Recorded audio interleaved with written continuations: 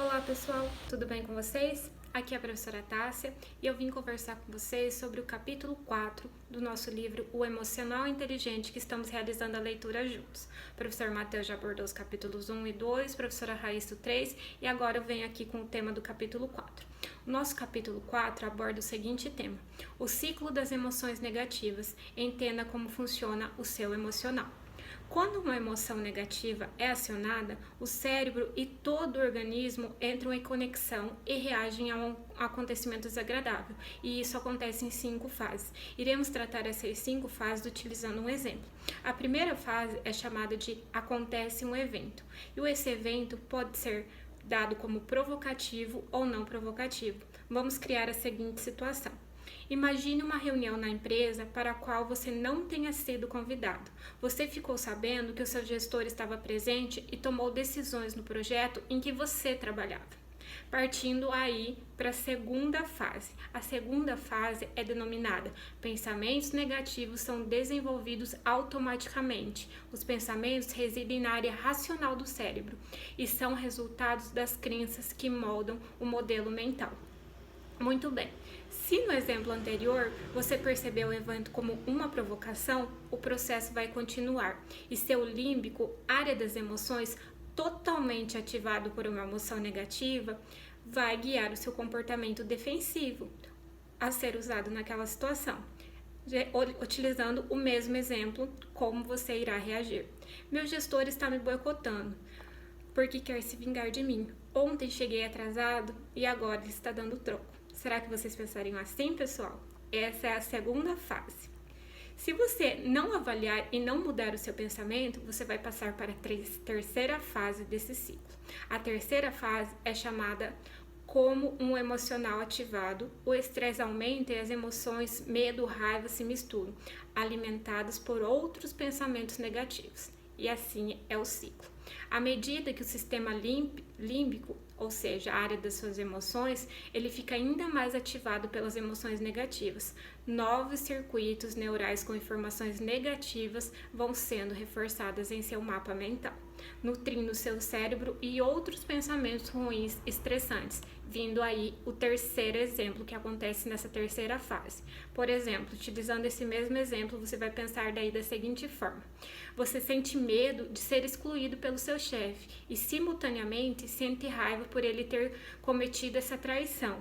Aí pensa, se ele acha que vai me inibir e pressionar com esse comportamento, ele está enganado. E aí, se a gente não tomar nenhuma decisão, alguma técnica assertiva em relação a não continuar com esse ciclo, a gente vai passar aí para a fase 4, que é chamada escolhe-se o comportamento de defesa. Vamos aí agir em forma de defesa.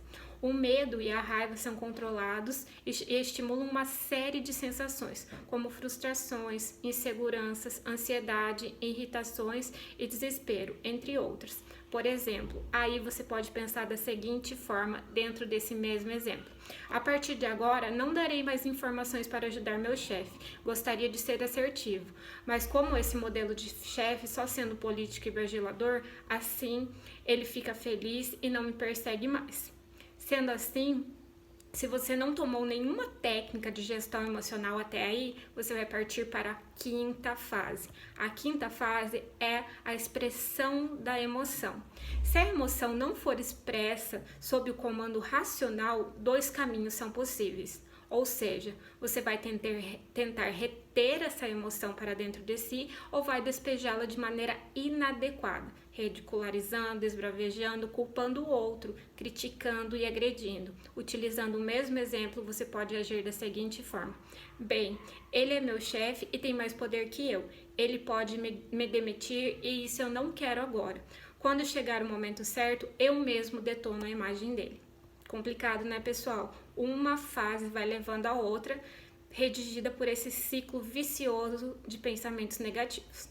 Vamos agora como criamos estratégias defensivas, como a gente cria essas estratégias para nos sentir defendidos, para ser defensivo em relação aos nossos pensamentos. É através do mecanismo de defesa. Por exemplo, no mecanismo de defesa em relação ao trabalho. Você pode pensar da seguinte forma: eu não fiz do trabalho, sou incompetente, mas porque você não me deu as orientações adequadas. Coloco a culpa no outro. Portanto, sou competente porque sou responsável pelo erro. Porque não sou responsável pelo erro. Criamos essas desculpas como uma forma de negar o que vemos sentindo dentro de nós, inseguranças, frustrações, fragilidades. Olhar para dentro de si muitas vezes provoca dor emocional. E quem gosta de sentir dor, né? Por essa razão, queremos provar que não somos culpados, ou seja, somos competentes e merecedores de ser aceitos e amados. Só que como funciona esse fluxo de mecanismo de defesa? Isso vira, gente, um círculo vicioso. O medo gera insegurança, a insegurança gera o medo de arriscar, de experimentar, que por sua vez gera a impotência, aquela sensação de incapacidade que por fim culmina na ansiedade. Então, como que a gente pode mudar tudo isso e pensar de forma mais racional? Primeiramente, aproprie-se das suas emoções, equilibre o seu estilo emocional. Você ganha vários benefícios ao administrar eficazmente os seus medos, suas raivas, suas decepções e tristezas.